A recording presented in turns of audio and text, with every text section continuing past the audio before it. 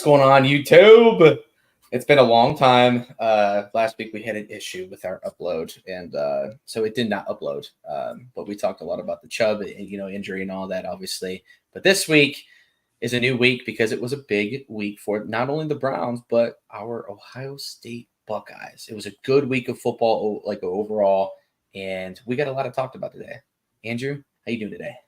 Man, I'm doing great. We had a great weekend last weekend with the Ohio State win over Notre Dame. We had a big win over Tennessee with the Browns. And I'm feeling good for tomorrow, man. I'm feeling great for tomorrow. Yes, and it's nice to, after everything happened on that, game, against the Steelers, everybody was starting to freak out. Everybody was saying, hey, Watson is washed. He can't play. We're screwed without Chubb. It was nice for everybody to just literally come back and play in another outstanding game, especially this defense, which I know we keep raving about, but there's a reason we do it.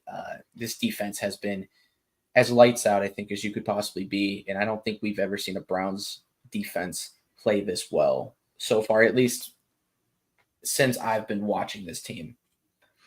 Yeah, no, and we've had, 52 total points at home and only 6 scored on us. So we're outscoring opponents like 52-6 at home, which is absolutely insane that what this defense can do. When you only give up 3 points per game at home, Baltimore has to be scared. Like, we're going to their place. The teams have only managed to get a field goal in that building.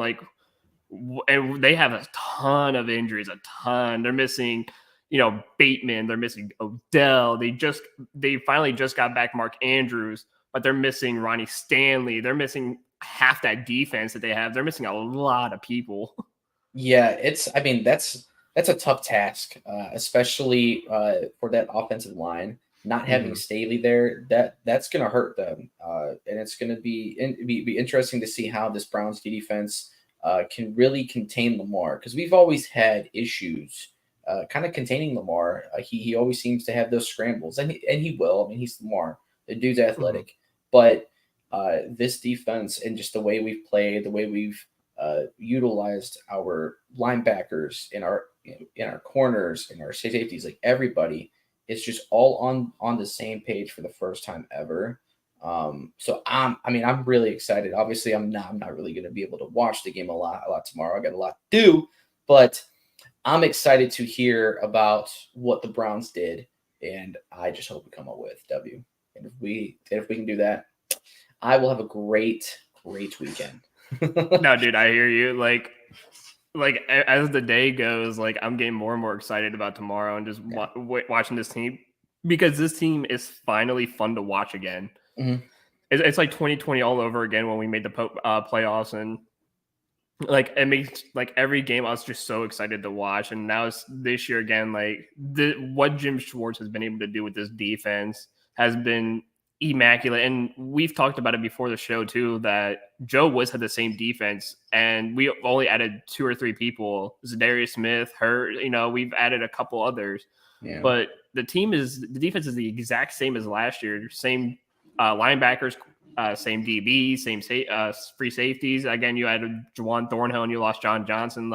That's the only switch. And McLeod too. And McLeod too. So those are the only people you add, and this defense is just so much different under Jim Schwartz because he's more attack minded to the quarterback. He's more let's just run as fast as we can and just blitz as much as we can, block the middle, play man so they can't throw the ball.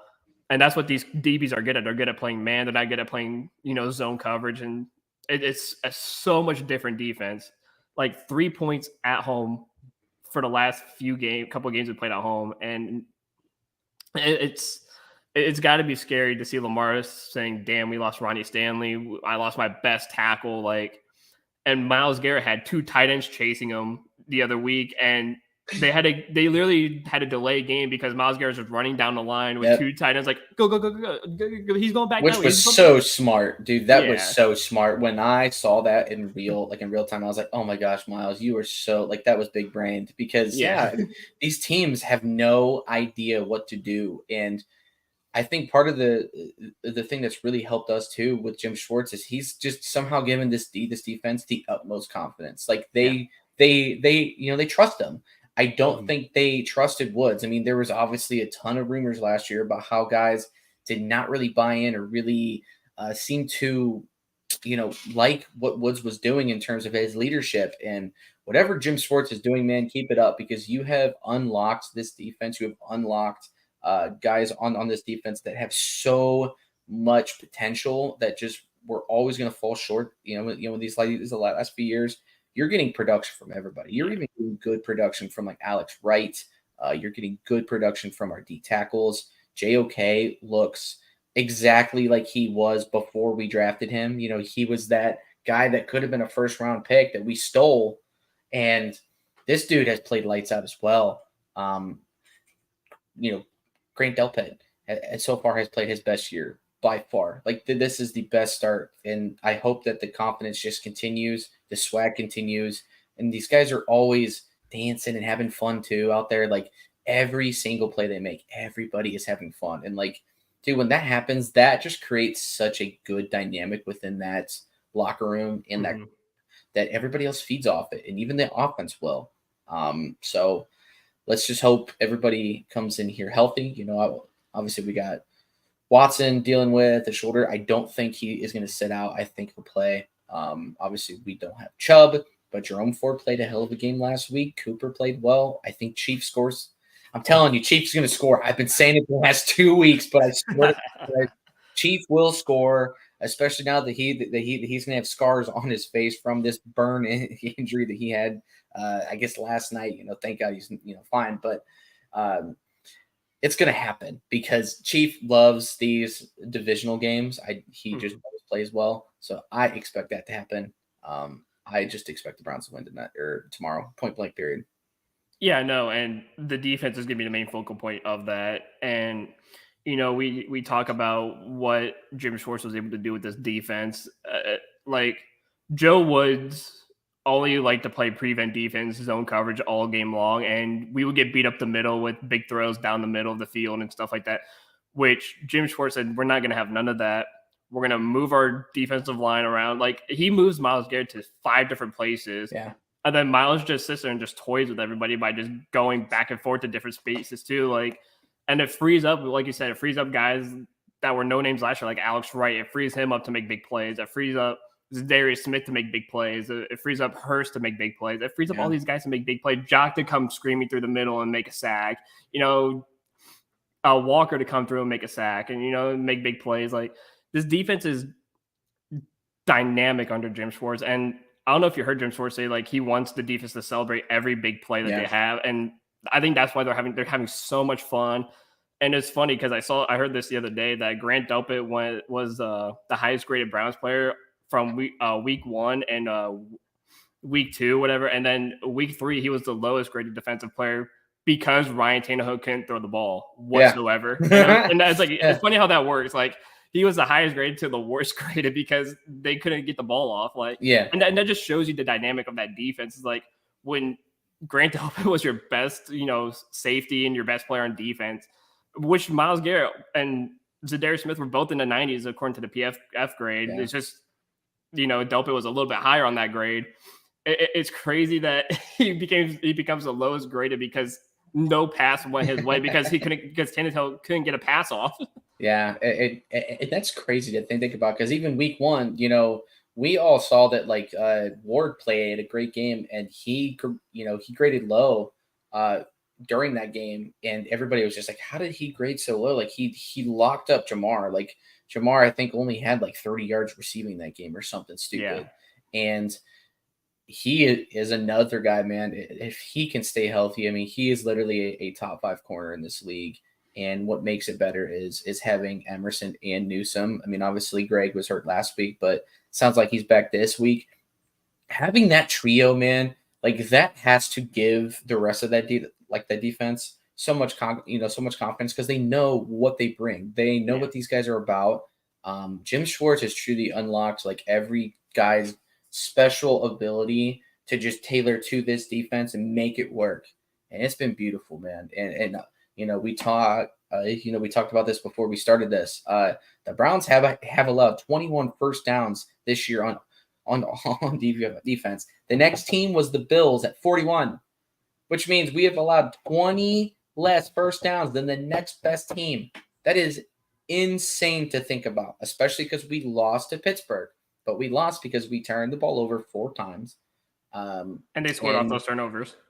And they scored, and they had one good play with George Pitt Pickens, which was a good play. That's fine. Yeah, they scored 2 defensive touchdowns off that fumble and a pick six. But that entire second half, I believe, I think we only actually allowed them to have like 30-something yards of offense. It was something super low. It was like 2 first downs of like 30, 40 yards of offense. It was something ridiculous. And it just it was so weird because it didn't feel like that was the case, because it always felt like we were losing, but we were winning that game up until like 8 minutes to go in that fourth quarter. And then they got that strip sack, and it was over because the Browns offense was too shook from, injury and just everything that happened alone in that first quarter. That first quarter was ridiculous. Like, we all were like, this is the longest first quarter I think ever. It took forever to get through that first quarter. Well, and everyone was confused what happened in that first quarter too. Nobody knew what was going on.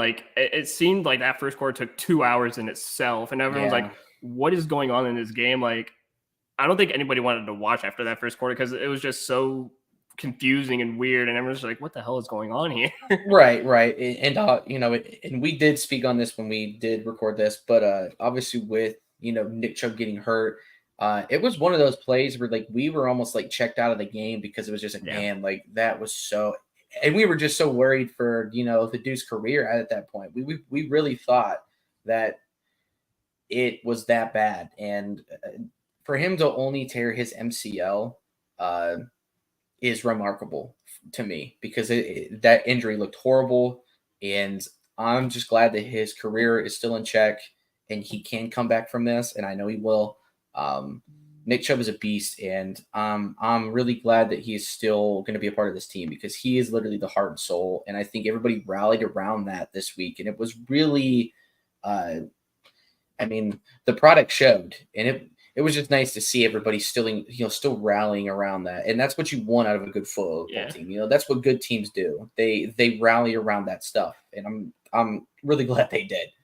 Yeah, and what was really cool too to see was Kareem Hunt's first game back, he wore a shirt underneath his jersey that said for Nick Chubb or something like that. And Myles Garrett had something, I think it was on his wrist, that said for Chubb. Yeah, Chubb we trust and stuff like that. So that team is playing for Nick Chubb.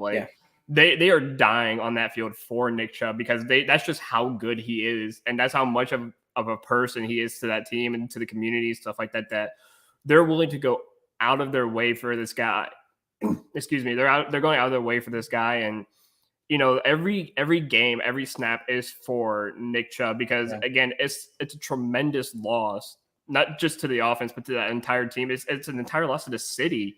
Because everyone just adores the guy. He's the nicest gentleman you would ever meet. You could probably see him at a grocery store and he would sit there and talk to you about Game of Thrones or some shit like that. Yeah. He's such a down-to-earth human being, and losing him, it really affected the team. And now everything they do is for this guy, and it is great to hear that he only tore his MCL, because like we said, it could have been 10 times worse. It could have been career ending. Yeah. And that was the same knee he injured in college against Tennessee 7 years ago. And everyone was afraid, yep, that's it. That's career ender. Same knee, same injury, stuff like that. It's done. He's done forever. And, just to hear that he got so lucky to only get his MCL torn, and, nothing else happened after. And it makes this incredible, because now he's, instead of being back in a year and a half, he's back in 6 months. Yeah. And that's going to be important. And I really hope that we do get a chance to hear from him soon. Yeah. Obviously, I would assume after his surgery, his stuff, that he will put out something. But I know he's been in the building with the guys, and I know he did get a game ball last week. Yeah. After that win, I know Stefanski drove it to his house. So just hearing stuff like that, it's one of those things that just that's what sports is all about. That stuff's always just heartwarming. And again, as you said with Chubb, everybody loves him because he is such a nice dude. He is just literally the role model type of guy that you want in sports. We have a lot of weird and some bad people in sports, and he is the brightest star, I think, out of at least this league.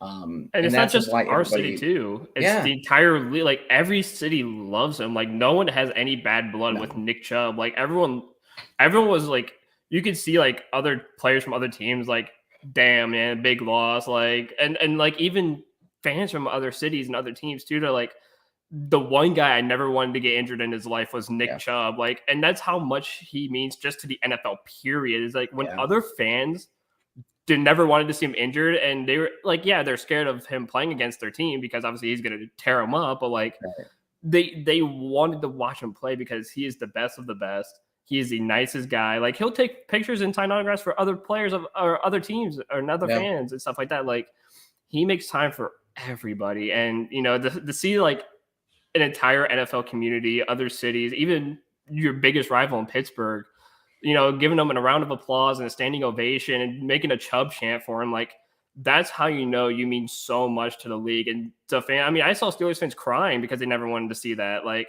they want Nick Chubb to play every game and every down. Like it like when you go and watch the Browns, you usually go and watch Myles Garrett, Nick Chubb, like because those guys are the best of the best and they mean so much and they do so much for the NFL and shit like that. And it's crazy to see like other fans like crying and doing chants and, you know, like having like shirts underneath their jerseys and they're not even on the Browns and they're saying praying for Chubb and stuff like that's insane to me. Yeah. I mean, it was truly heartwarming to see all that. I'm glad it happened the way it did. And I'm really excited to see him, be back this year. I know a lot of people were, I mean, after he went down, everybody was like, go get Jonathan Taylor, all this stuff. And I'm glad we didn't push the button on that. I'm glad we brought Kareem back. I think Kareem just brings the leadership aspect. I think his mindset's changed, and I think he's going to run very hard this year. I mean, he's down 10 pounds, so he's in better shape now than he was last year.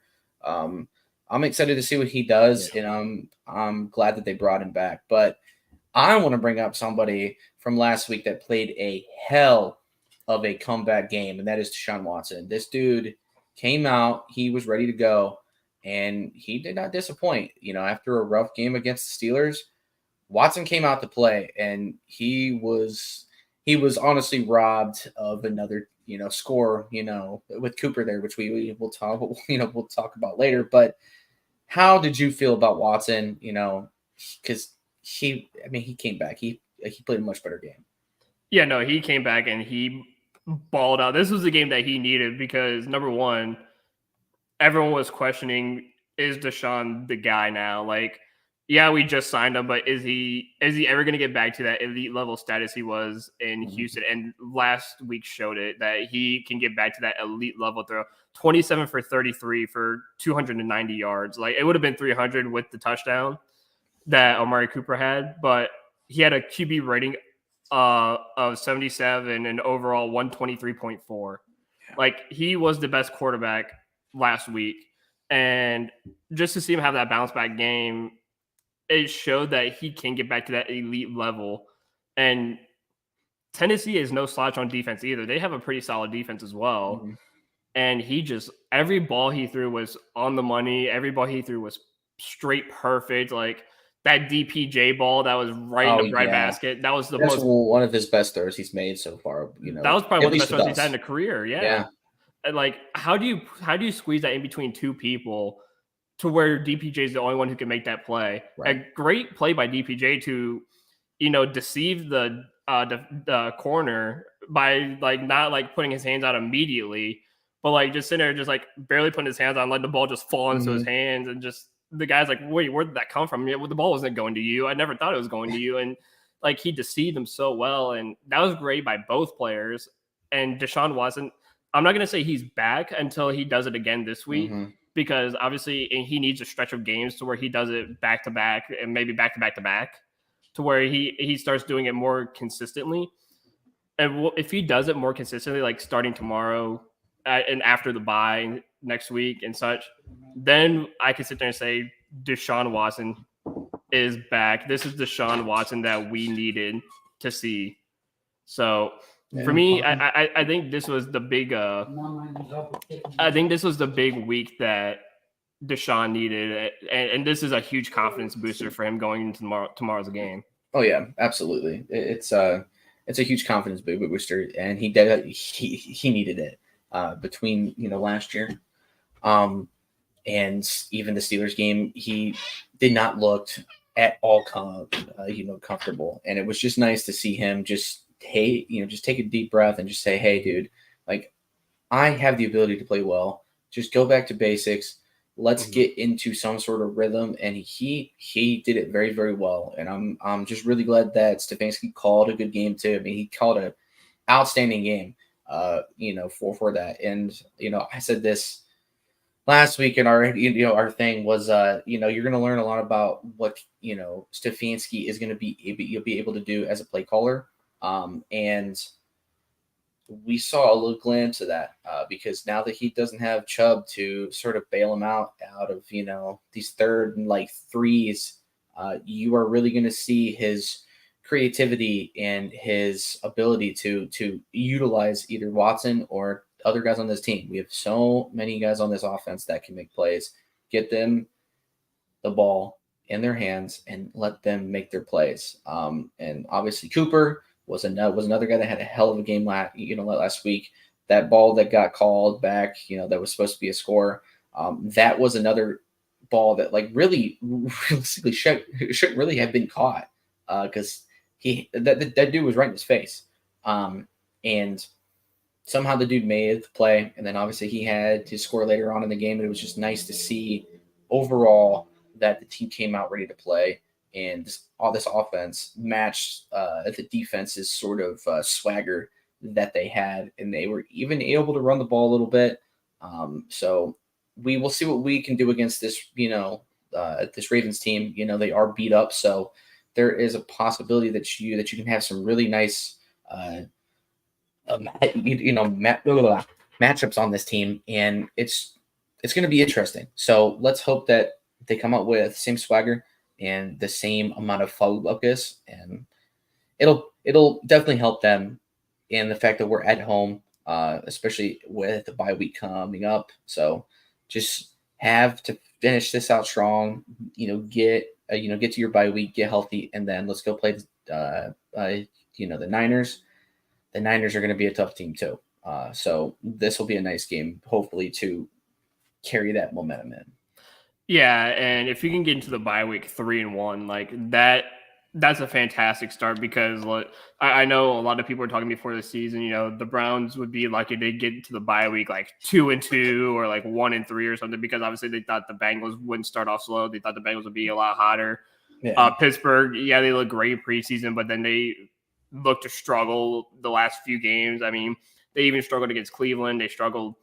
They almost blew a comeback, or they almost had a comeback against Vegas where they almost blew that game as well. So the Steelers aren't particularly amazing either right now. The Ravens are beat up. Like if you're in this division, you can get to the bye week 3-1 at the top of your division. That's a breath of fresh air. That's a breath of fresh air for the guys who need to get healthy.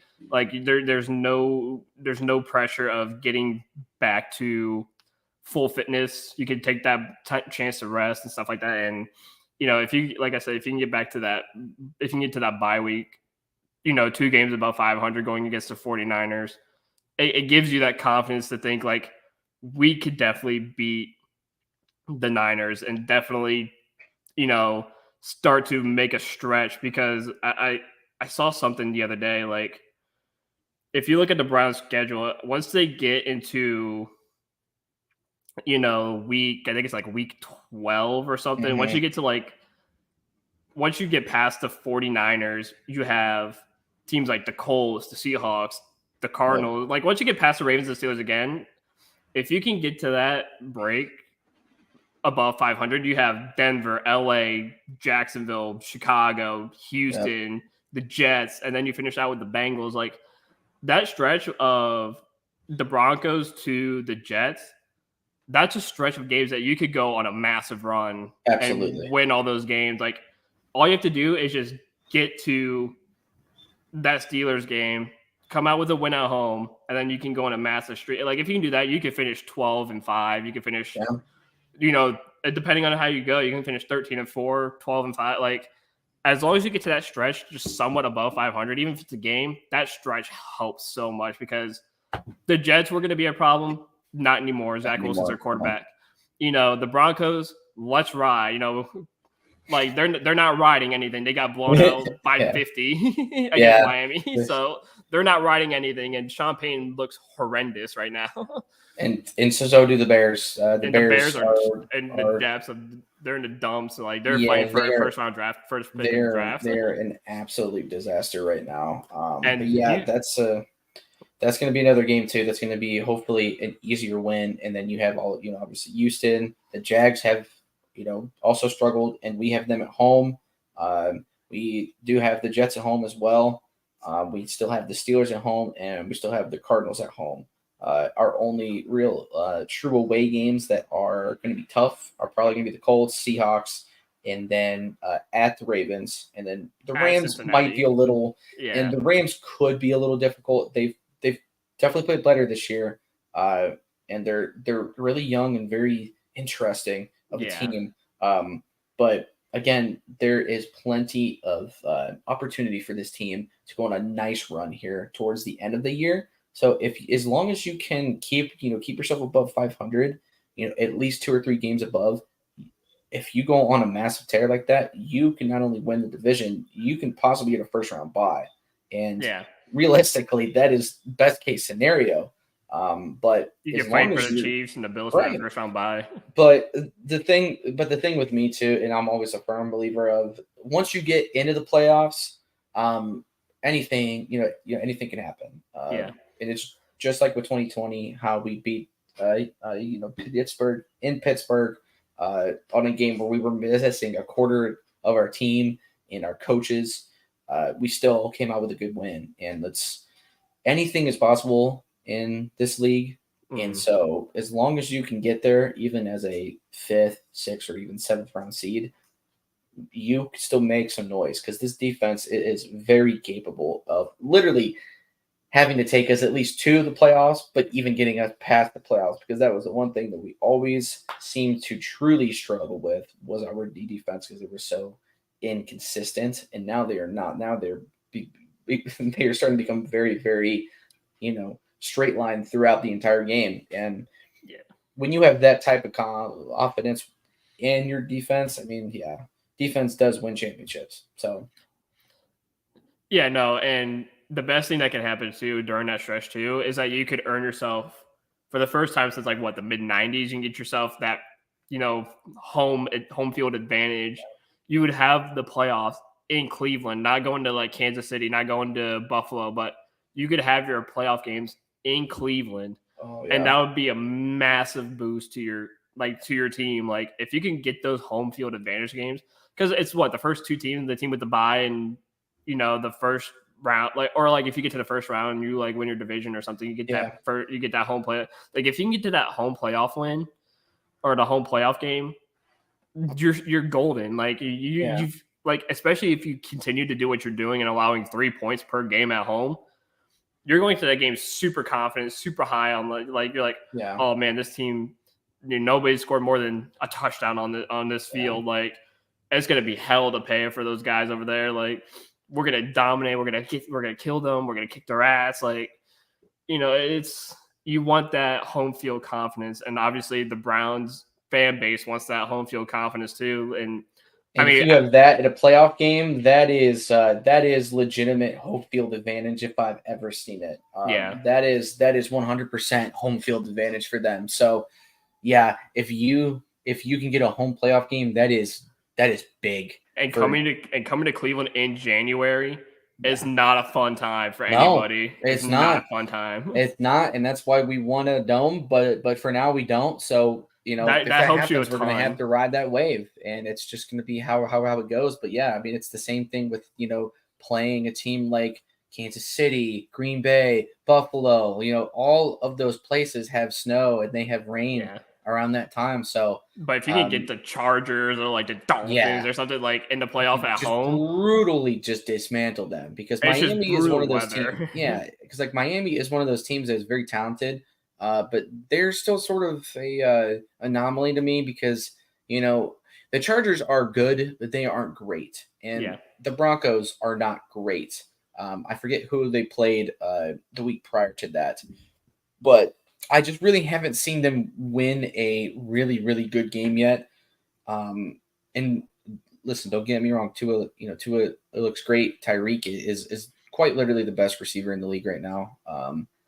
I still stand by that, even over Jay Jetta, because the dude is just one of those guys that can physically take over a game for them and just make it hell for opposing team. Where Jay Jetta can do that, but like it seems like he will have those yard games where he has like 150 yards receiving and a score, and it really still doesn't matter. But I think that's because Minnesota is a little overrated as well. They're obviously 0-3 as well. Like, this is the year for the Browns to really make a little run. And the only thing that I would hate is for the fact that Chubb won't be a part of that. Yeah. I would really hate to literally win anything big without him. But I know it won't be without him because he will probably be in the building by then. He will probably be on the sidelines by then, which would be absolutely huge for us. But there is plenty of opportunity, not only just in the league, but even just in the division alone. The Bengals are struggling. The Ravens don't look that great either. They're obviously dismantled on injuries again for like the 5th year in a row. And the Steelers are, they have a decent defense, but their offense does not look good. Kenny Pickett does not look good. This is a major opportunity for the Browns. So I hope that these guys realize what is in front of them and what they, and what they can take. And I think they do. But we still have to find out because it's literally week 3. So we still got more to do, or week 4. Sorry. yeah. Week 4. And you kind of get blessed with a bye week super early because it's always tough when you go play these games and then you have like the last bye week of the season, like week 13, week 14, because you're so used to playing week in, week out, and that bye could really like cut you off and like hinder you and stuff like that. Like, it's nice to get that early, like, oh, we got a week 5 bye, and then after that, it's just nothing but football. Like, we can go on a tear, we can go on runs. Like, next thing you know, you get that Baltimore game. They have a game like 2 weeks before their bye, and that could really halter them in the division. And same with Pittsburgh and Cincinnati. They got later buys than the Browns. The Browns have the earliest buy, and I can't remember who else has that buy with them, but it's nice to have, like, for fans it sucks because we want to watch football, obviously, but having that break and just having it early is so helpful too. Oh yeah, especially with guys kind of being injured right now.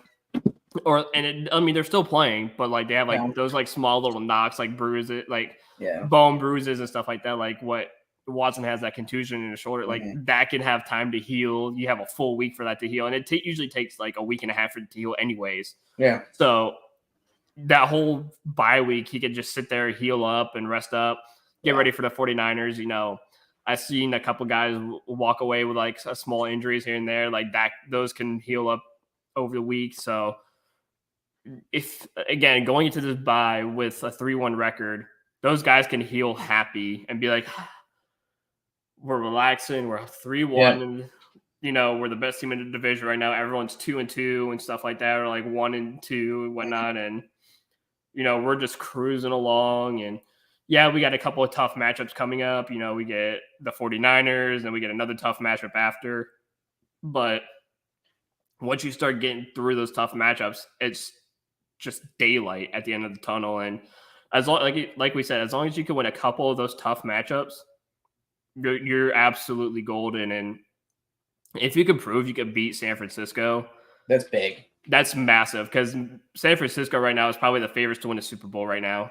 Yeah. I would give everything I have to say that San Francisco is the most favorites to win the Super Bowl over Kansas City, Buffalo, and whatnot. Like, I think if you could show up and show it, you're at home, but if you can beat them and beat them with confidence and beat them by a dozen or something, teams will look at you like, are the Browns the team now to be in the NFL? Because this defense is stopping every single person, every single body. Because if you can somehow stop Christian McCaffrey, you deserve to be praised. Like, it's beyond, like, you have a good offensive line. Brock Purdy's been playing out of his freaking mind, but if you could stop McCaffrey and Purdy, oh my God. Like, everyone is going to be like, people are going to get on their knees and pray and bow down to you. Yeah. And, I know CMC has a like ridiculous touchdown streak right now going. I think it's like 18 straight games. yeah. Or it's going to be. Yeah. Like, if you can stop him from even scoring, like, even if he does get, 100 yards on the ground, if you keep him out of the end zone, or if you keep them from scoring more than like 13 points, that is a game that you can win with this team very easily, especially if you can create turnovers, which the Browns really haven't done quite yet. They have, but not nearly as much. That's what I really want to see next is can we get a pick six? Can we get a strip sack, for a nice return? Those are going to be things that are really going to help this team, especially against a good defensive team like St. Fran is going to be. And that could also be a thing that's going to help us win this week, which is what I want to kind of get into next is what do you expect out of this team in terms of the Ravens? Obviously, they are battered and bruised, so they have a ton of things that they are going to have to work through with us. So what do you expect against the Ravens this week? And who are you going to look out for the most in terms of players?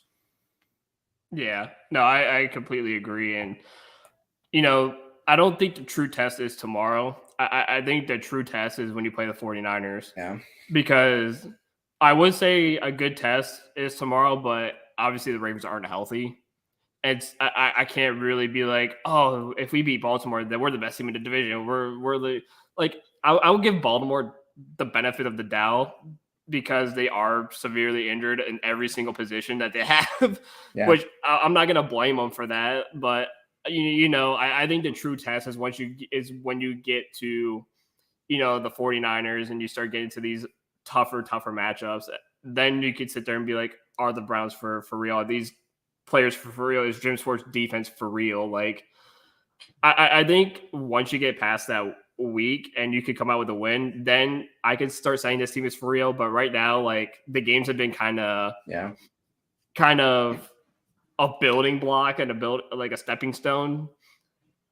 The true testament comes when you play the 49ers. And I think as fans, we should kind of calm down a little bit because, yes, we're doing really well. We're winning games.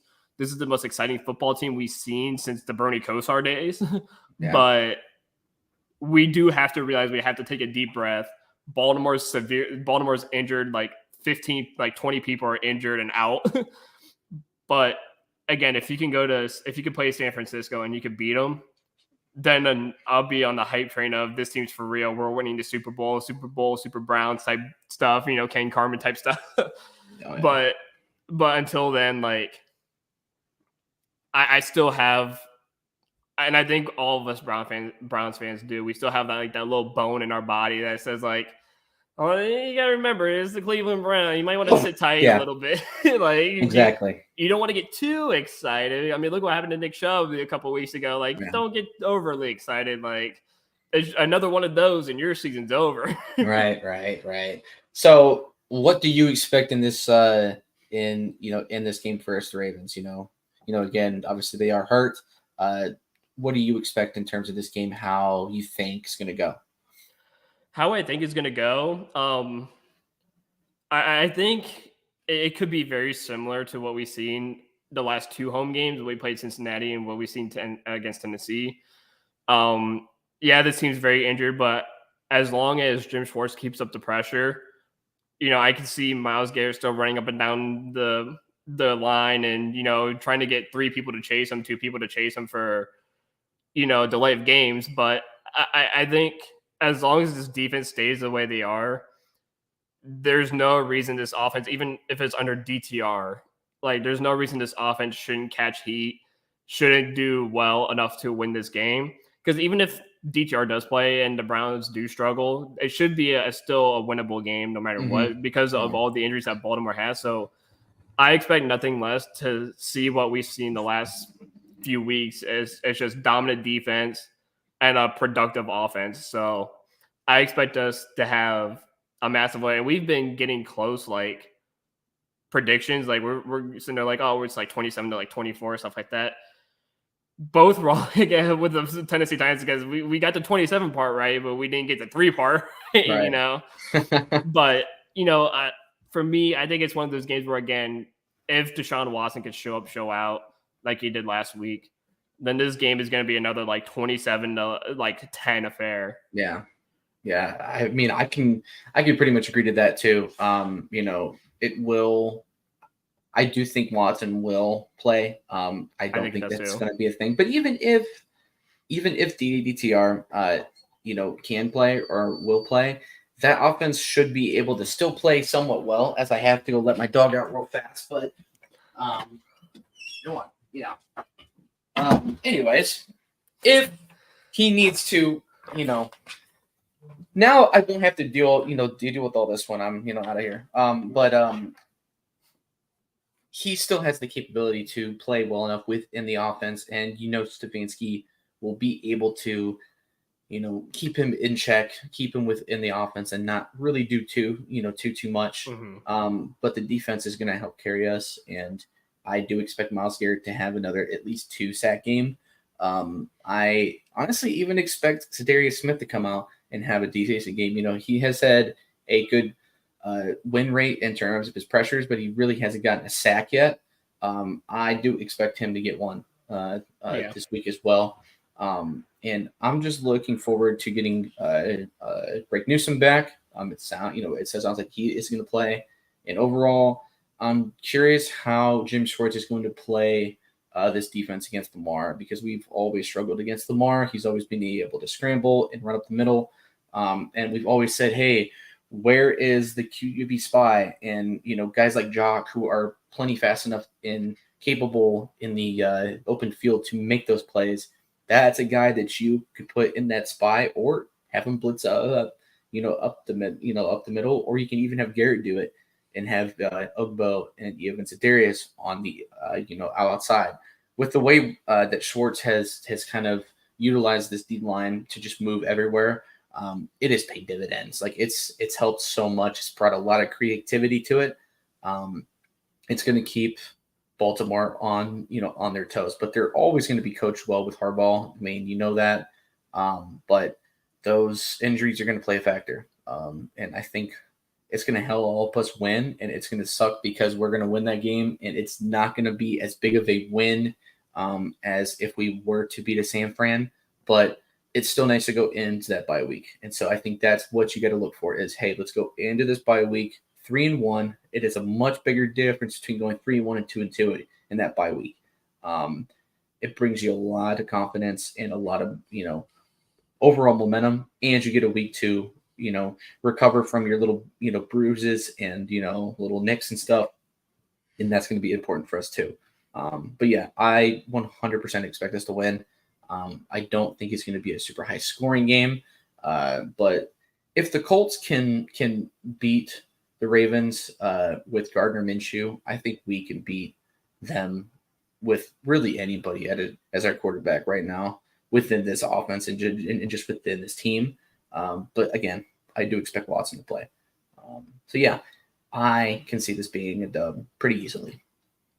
Yeah, no, I agree, and I'm gonna knock on wood just in case. Yeah, because, yeah, just in case.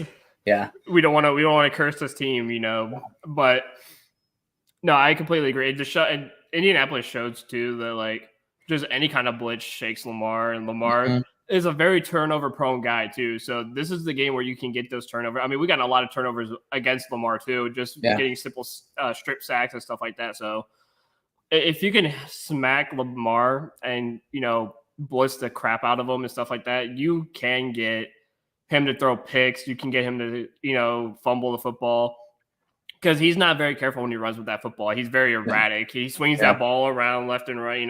Yeah. So you can definitely get the ball out of his hands and into your own and make some big plays there. But what do you say for a little bit? We switch over to the big win against Ohio State against Notre Dame. Like what a game that was, man. Yeah, that was a. I'm not gonna lie. After we could not complete that fourth down, I turned the game off for about 2 minutes. I still was trying to look at the score on Mhm. ESPN, and I was seeing people tweet, and somehow we'd gotten the ball back, and I was like, well, "How the hell did we just get the ball? The ball back?" Because we had like almost zero timeouts. I think we had one or two left, Yeah. and they just kept getting first downs. I was like, "Man, damn it, we lost." And that game was absolutely huge for Kyle McCord's confidence, dude. Like Yeah. he needed a game, he needed a drive like that because he did. He drove us down that field. He started rough. We got into 3rd and 10 right away on that drive, and then he made a couple of just really nice throws. He kept the ball moving. He didn't make a lot of bad throws, and we were able to score there at the very end. Tripp is a monster. He is a Hoban kid, so he's born and raised here, and it was just really cool to see that stuff. It was really good for them to win that, know that way, and obviously Ryan Day was fired up after that win, talking his shit against Lou Holtz and his deteriorating body because he's just old. Like he probably didn't need to do all that to poor Holtz. I mean, the dude is getting old, so I mean Yeah, he's it like is what it 86 is. years old. Yeah, like it is what it is, man. Let him talk. But I know Ryan Day was hearing, all of the noise about how they're soft, they're not as physical, they are just not playing up to their standards. But it's a tough football team, and he has created that. Yeah. I almost do wish that he would give Brian Hartline the green light to start play calling because I don't always agree with Ryan Day's play calling. I think he's a great coach. I just don't know about his play calling. But again, we've said that about Stefanski, and Stefanski has proven that he can do that stuff. So it's like, screw it. Here's your Ride the wave. chance. Yeah, here's your chance. Kyle McCord is the guy. Like he is the quarterback. Don't use anybody else. Let him play. Give him all of the confidence that he needs, and keep it riding. Obviously we got to bye this week. I think we have Maryland next week, and then I Yeah. think the following game is Penn State.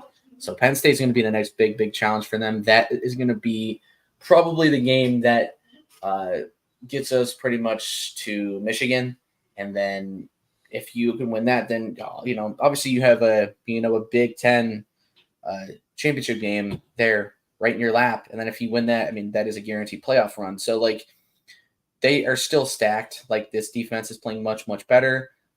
He has a ton of guys on this offense that are just so good. And there's guys even not even playing right now that are like high recruits on this team. So we have guys that can just play all day, every day. Yeah. It's going to be fun. So seeing Kyle McCord finally get into that little rhythm and just have that that confidence as a big boost. He needed that, and I think he could take that into Maryland, beat the heck out of them, and Tua's little brother, and then you go into Penn State, and that's going to be a game. I think we play at Penn State, which is going to be even harder. So it's going to be a whiteout. It's going to be a fun game. If you win that game, the entire country is like, all right, we were wrong. You guys are in the top 4. Here you go. Because I'm gonna tell you what, has not played as well this year as they did last year. Like definitely losing some of their guys this past year has had some sort of effect on them. I don't think their strength of schedule is very good either. So their wins aren't even that great, but they're still top 4 somehow. I don't get it. But here, here we are again. It's the same thing every year with, OSU. We always seem to start slow. But dude, that was a big one against Notre Dame because they are another really tough team, both on offense and defense. And they have I think that quarterback is like the most tenured quarterback, I think, in the entire college football, atmosphere. He's been there for so long. So he has the most experience. And that was a good win, man. It was a good win. It was great for them. And I know they were fired up. So having this bye week has kind of calmed everything down, but it's going to get back to reality. And I hope they come out quick against Maryland and don't let them stay in the game because Tua is athletic enough to make the plays. And win a game like that. So come out strong, come out fast, don't let up, and we'll be just fine. Yeah, so the schedule is next week we play Maryland, and then we actually play at Purdue the week after. Okay. And then we're against Penn State on the 21st, and that game is actually in Ohio Stadium in Columbus. So we play Penn State at home, which is massive for us because I thought that was an away game this year. Okay, that's good. Yeah, because we played away last year, and they come here. So we switch back and forth every year. Kind of, it's the same with Michigan. We switch back and forth every year. Yeah. So, but no, I'm so with you. Like Kyle McCord finished 21-37 with 240 yards, no touchdowns, no interceptions, 89 QBR. So had a great game. Travion Henderson with 15 carries, 110 yards. Yeah. He's back too. He is 100% back to his old self, man. He's been great. About 7.5 yards per carry. Yeah. In that game with one touchdown with a long 61-yard run. Yeah. Mika Buka leading the receiving with 7 catches for 97 yards, which Marvin Harrison only had 3 for 32. Yeah. Which because he picked up a little bit of an injury during that game, so it kind of took him out of the equation. But going to Sam Hartman, the more seasoned quarterback, quote unquote, for Notre Dame, he only had 17 of 25 for 175 yards. Yeah. So he wasn't that great. Their so-called run game with what's his name, Estime or whatever. The dude that's just massively jacked for no reason. Yeah, he only had 69 yards total. Yeah. So he was shut down. Outstanding, yeah. But Ohio's defense really showed out, and then obviously the Kyle McCord drive, that's massive for his confidence. And Ohio, everyone's like, "Oh, Notre Dame's gonna dominate." Notre Dame dominated, whatever. Ohio State was the one who dominated. And Ryan Day shouted at Lou Holtz saying like, "Oh, this team's soft." Ohio State's soft. Like, we came out here, we dominated, we kicked your ass. Like I get it, you're 86 years old, but we beat you. And I have going to college in Indiana for myself, and I had a lot of my roommates and friends, Notre Dame fans. Some lived in South Bend by Notre Dame, and me hearing all these Notre Dame's better than Ohio State. Yeah. Well, during that time, we won a national championship. That was our freshman year of college in 2014 or something. Mm-hmm. Like when the football playoffs first came about. Notre Dame not even close to any of the years I've been in school. And Notre Dame finally got a chance, 2 years ago, last year, and they got smoked in the first round by 40. Yeah. Well, and here's another fun fact too. I don't know the exact amount of years, but I know that so Notre Dame hasn't beaten us since I think it's the 30s or something stupid. It was something really, really dumb. Ohio State is recently 6-0 against Notre Dame, right? And Ryan Day's 3-0 in that tenure. So, but I think it's the same thing, like you said. I think Notre Dame hasn't beaten Ohio State since the mid 30s, because we haven't played each other that much, except for more recently. And obviously, Ohio State more recently has kicked the living shit out of Notre Dame, and we have that chance to go back to the college football playoff again, and have a good chance of winning it, because as I'm looking right now at the NCAA scores, Georgia's actually losing to Auburn right now 17-10 with 5 left in the third quarter. Okay. And so Auburn holding their own against Georgia. Michigan's up 35-0 against Nebraska. So again, a nobody team like Nebraska getting smoked. Texas slowly struggling against Kansas, but they finally pulled up ahead a little bit. So that's a few of the top 3 teams, 2 of the top 3 teams struggling to start, but Texas just scored to make it 26-14 against Kansas. So Texas finally just pulled ahead a little bit. But again, number 1, losing to a nobody Auburn, that could really boost up Ohio State in the rankings, even though they have a bye. Yeah. USC beating Colorado just barely 48-41. Yeah, only by 7. Florida got their ass kicked by Kentucky. Yeah. Wow. Penn State dominated Northwestern 41-13. Yeah.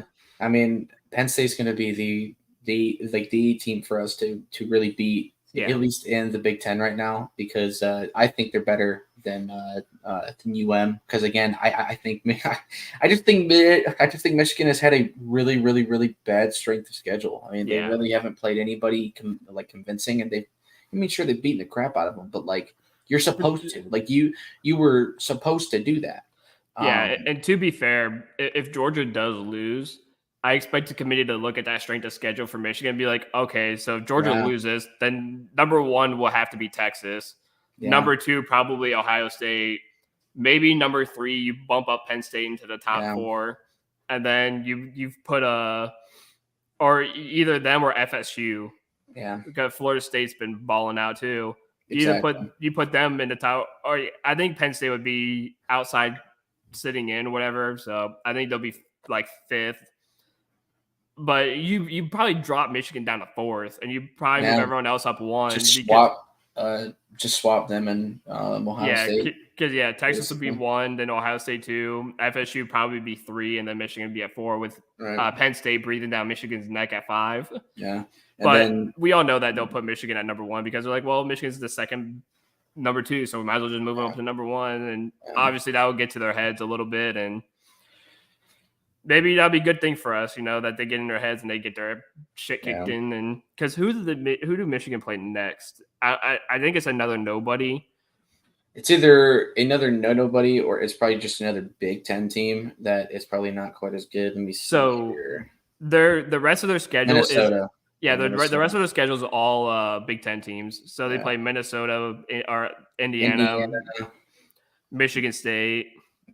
They're not going to play anybody until November 11th, which is Penn State, and then they play obviously us at the end of the season. Yeah, Purdue. So they have a nobody schedule again. They have that nobody scheduled. So literally until Penn State, on 11/11. Until Penn State. So that's funny. On 11/11, that is going to be when Ohio State plays Michigan State. I will be at that game, so that will be a fun game because it'll be a night game. So I'm really excited about that. That'll be great. No, that'd be exciting. But I do want to say before we actually jump off of here, Tito Francona. Yes. Oh my retiring. Gosh. Last home game I was there. It was on Friday night, or excuse me, Thursday. Yeah, no, it was Wednesday night. It was Wednesday night. They had Thursday off. They played yesterday. Wednesday night, Tito's last home game as a Cleveland Guardian manager for the last 11 years, leaving due to obviously lots of medical problems, heart conditions, stuff like that. I think he has like 2 surgeries immediately after the offseason. So I want to say big thank you to Tito for the last 11 years. I mean, they were beyond amazing, like the World Series of 2016 and, what we were able to accomplish last year with the youngest team in baseball, making it to the ALDS and almost making it to the ALCS. Yeah. And, I mean, he's just a brilliant, brilliant manager. I think everyone in that stadium, including myself, cried after the win against Cincinnati when it was his final home game. Like, it was a sad moment, but obviously tomorrow is the final game of the season. Obviously we didn't make the playoffs, but Francona, tomorrow's his last day on the job, and then he is out and about living the retirement life, and we go on searching for a new manager. But although the Guardians didn't have a great season, I mean, again, for the youngest squad in the league, I think they did very well this season. I mean, only like 5 games behind 500, which is actually not bad from where you were last year, especially with how young you are and how good you have. AAA is all great talent. Anyone can fill any position at any moment and be really good. So there's a lot of future and hope in this ball club. And, whoever the next manager is, they're going to have a lot of great guys to work with. You have Jose Lata for another 7 years or something like that. And this team, I think this team next year bounces back and has a great year next year. And it's just a sad goodbye. I wish you could have made the playoffs one more time, but it's bittersweet. It's bittersweet. Like it really is. Cause like you just kind of knew, I mean, especially even after Lindor left, it was kind of that like this could happen at any point now. Like you don't know. And for him to even really stick it out for the last like 2 or 3 years that he has battled a lot of these, health issues and stuff. Like the dude has been, unreal. I didn't always agree with every little thing he did, but like managing a baseball team is so unique, so different from, I think, being a coach for, a football team or basketball team, anything like that. It's a much more mental sport than I think anything else. And it's not easy. Yeah, but he has always kept us competitive, and he always kept our teams in check.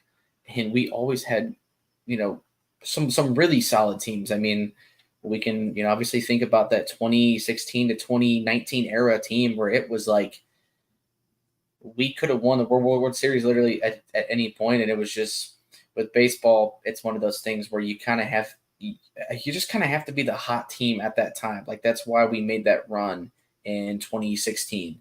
Yeah. Was, because we just had that hot momentum. We've battled a lot of injuries, especially to our pitching staff this year and even last year as well. So, but they have a lot of young talent, man. I'm telling you what, they have a lot of young guys, and I hope instead of trying to sign certain, veterans and stuff, just roll with these young guys and let the young guys that really started to play well towards the end of this year get a shot. Because guys like like Bo Naylor, he is the future catcher of this team. You got to give him reps. Yeah, you got to give him reps. You have to let these young starting pitchers and stuff play. You have to let these guys just find their spot on this team. There's a few guys on the team currently that are pretty pretty consistent. Obviously, Jose the GOAT. But other than that, it's there's a lot of guys that can move around on this team. So it'll be fun. I just hope that we give the young guys some credit, and I hope that we can sign a guy that'll kind of be a fresh face. I think that was kind of needed with this team. Is just a fresh face at coach. I think Tito knew it was coming, and it just is what it is. But I love him. The dude is a great dude for the city. He's always going to be loved by these fans, regardless of how much you agreed with the stuff he did this year specifically or not. The dude gave us 11 years of like some of the best Cleveland baseball that we have seen since the 90s. Yeah, and if you can't appreciate that, then honestly, you're just not really like a legit fan, and you probably shouldn't be. But I think Tito deserves to ride off into the sunset on his scooter. Yeah, lovely retirement. I think in the past 11 years, Terry Francona has made the playoffs 8 times in that tenure, and he's made the World Series once, which is unbelievable. And the Guardians being a small market baseball team, one of the smallest, if not the smallest market, they have like the second lowest payroll in baseball. And to go a decade of nothing but playoffs and a World Series, like that's incredible with the amount of money that you had and with the talent that you had and stuff like that. Like you can't discredit anything he's ever done for this ball club because it's been nothing but pure greatness.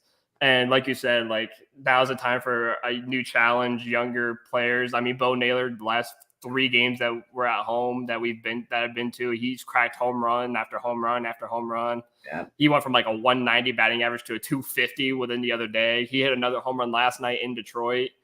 Brian Rocchio, who you brought up a few times this year, is a double machine. Like he hits a lot of doubles and gives you opportunities to score. He's a great defensive shortstop too, better than Ahmed Rosario. Yeah. And you get the same bat like Ahmed Rosario because that's what you kept Ahmed for was his doubles and his triples. Yep. But you still have that with Brian Rocchio, but a better defensive shortstop. But no, Andres Jimenez, a Gold Glove second baseman who can hit the baseball well. Josh Naylor, who batted .310 all season long. He's one of the best first basemen in the league. So you have so much hope for this ball club. I mean, even the young rookie pitchers this year, Gavin Williams, Tanner Bybee, Logan Allen, all of them elite. They pitched elite level, like a season. Like they were balling out. Like I think Bybee finished the season 12-2 as a rookie. Yeah, which is not with a he did. Like he definitely deserves to have like a rookie of the year, like contention. I think. He's in. I think he's in the top 3 contention right now because I mean you can't go 12-2 or 12-3 as a rookie pitcher with a 2.90 ERA and not be up for it. Like that is beyond insane. I mean, Gavin Williams was lights out. Logan Allen, when he came up and pitched as a lefty, which you need a lefty starter anyways. He was a lights out lefty. And if you do keep Bieber, you have so many of these guys right behind him that are just elite level. You got Giolito from the Angels, who Yep. used to dominate us when he played for Chicago the last few years. Like, and his first game, we lost 20 to 6 against Minnesota. But after that, he's been pitching. He had like a 150 or 160 ERA. He had like 8 strikeouts per game. Like, that's what the Giolito you got off of waivers. Like, so you have so much hope for this pitching now. The bullpen got even stronger and better. This is a team that can go far in the next couple of years, and I truly believe their next manager will do so well with this team. And I truly believe that it's going to be Sandy Alomar too. Like, I have no doubt in my mind that, because when Tito was out, it was Alomar as the manager, and I mean, he's done well. So I think Tito passes the torch down to Sandy Alomar. But I wanted to, before we close this thing out, I wanted to obviously give a quick shout out to Terry Francona and everything that he's done, because when you have 921 wins as a manager and maybe 922 tomorrow to end it, that's, I think, the second most wins in the last 20 years of a manager. Yeah. And I think he's in the top 15 altogether with almost 1,810 wins. Yeah. As a baseball manager, between what he's done with the Red Sox, winning multiple World Series with the Boston Red Sox, then coming to Cleveland, making a couple playoff appearances and a World Series appearance. This manager is more than what you could ask for. And absolutely. It's going to be hard to fill those shoes for damn sure. Yeah, absolutely. All right. So before we move up here, I do want to get a quick score prediction for the Browns versus Ravens. Cool. So I will start it off with you. What do you think score predict will be? I'm going to go with, I mean, we've been averaging about 25 points a game. I'm going to go with 26-10. See, I was going to think like 27 to like 14, or even like 13. It just seems like, again, this defense is just so good. Like, obviously they have, the best kicker that they could have in the league this year. So like, they're bound to get a few field goals, but like, I just don't see them scoring on this defense a whole lot. And if they do, then bye week is going to be fun. But I think 27-14 will be my pick. I think that's a good guess. All right, guys. Well, unfortunately, it is all that we have today. Next week when we do this, I will have a new backdrop because your boy here is moving. I will try to show you guys a little bit, but there's plenty of boxes over there. So I still have a lot of work to do. So next week, completely different backdrop. I will be out on my own. It's going to be great. And things are going to keep getting ramped up because I'm going to have more time to do this. So it's going to be a lot of fun. I can't wait. Yeah. I'm just really excited about everything. So without further ado, thank you guys so much. Again, this is Zach. That was Andrew. This is the Just BSN podcast. We are just getting started, just getting warmed up. We got a lot more to come. See you guys later. See you.